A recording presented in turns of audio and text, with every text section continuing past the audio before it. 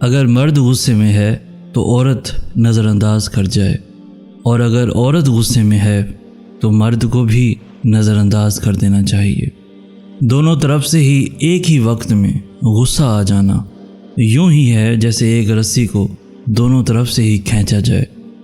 اگر رسی کو ایک طرف سے کھینچے تو دوسری طرف سے ڈھیلا چھوڑ دیں تو وہ کبھی بھی نہیں ٹوٹتی، اور اگر رسی کو دونوں طرف سے کھینچا جائے تو پھر کھچ پڑنے سے رسی ٹوٹ جاتی ہے۔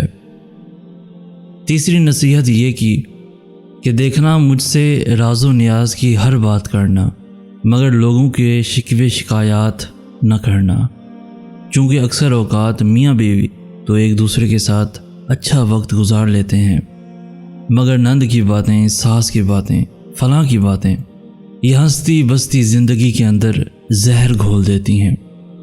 اس لیے شکوے شکایتوں سے ممکنہ حد تک گریز کرنا۔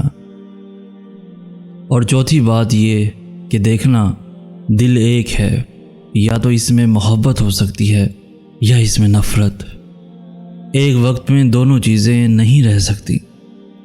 اگر خلاف اصول میری کوئی بات بری لگے تو کبھی بھی دل میں نہ رکھنا، مجھ سے جائز طریقے سے بات کرنا، کیونکہ باتیں دل میں رکھنے سے انسان شیطان کے وسوسوں کا شکار ہو کر دل میں نفرتیں گھولتا ہے، اور تعلقات خراب ہو کر زندگی کا رخ بدل دیتے ہیں۔ تو آج کی ویڈیو آپ کو کیسی لگی؟ آج کی اس ویڈیو سے اگر کچھ سیکھنے کو ملا ہو تو اپنے دوستوں کے ساتھ، ایون فیملیز کے ساتھ بھی ضرور شیئر کیجیے۔ ہماری حوصلہ افزائی کرتے ہوئے اس ویڈیو کو لائک بھی لازمی کر دیجیے۔